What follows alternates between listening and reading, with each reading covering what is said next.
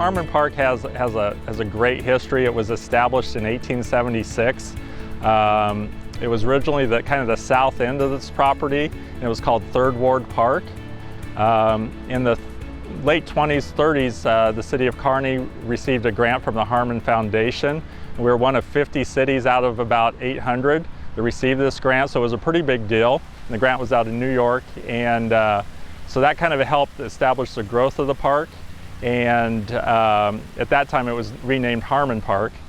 But yeah, there was a time where we had monkey cages and pony rides and croquet courts, and so this park has seen a lot of different things. But the rock garden area that I'm standing in now and Harmon Pool were WPA project, as was the sanatorium. The rock garden was built between 36 to 1940, and rocks were brought in from near the Franklin area and from various states. Wyoming, I think, brought in a lot of rocks, and people were asked to bring in rocks when they went on vacation, and so it was definitely community driven. In fact, we have a little pyramid over there that's said to have a rock from all 50 states as well. The rock I'm sitting on, legend has it, fell off of the cart as they were traveling with it up the hill. They were not able to move it, lift it, or get it back into the cart. So, being somewhat innovative Works Progress Administration workers, they tunneled under it for the stream, and much like it still is today, the stream flows under this 3 to 6 ton boulder.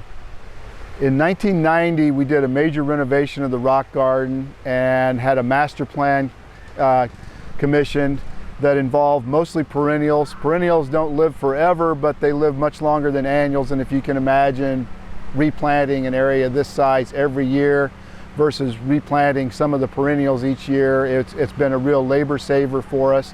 Well, that renovation was somewhat controversial in the number of some of the what we would call weed trees that had to be removed to open up this area for security and for aesthetics and so on. Once we had that done, we've continued to replant, and we replant a few each year, so we stagger the age of the tree stand, and we also try to be very vigorous in our mixture and diversity of species, so we don't have, for instance, all green ash trees up here that we're going to lose when the emerald ash borer gets here. We've got a great diversity of trees. We do have a few ash trees, and we'll have to deal with which ones to treat and which ones to remove.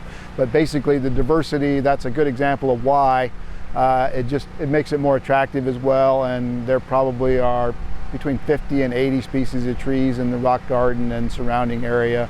So yeah, we have a great city staff, a great city park staff that maintain this park.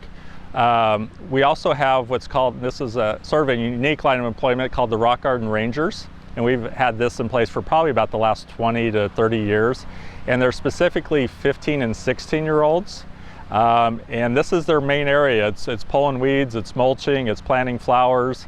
They do work in other parks and other sections, but this is their #1 location because it does take a fair amount of man hours to keep it looking nice, and again, it's so valued, we want to make it look top notch.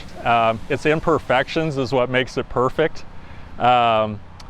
The rocks and how they were placed back in the 30s, most everything's still original out here. I mean, we've had to do some repairs and some certain things, but we've always tried to keep with the character.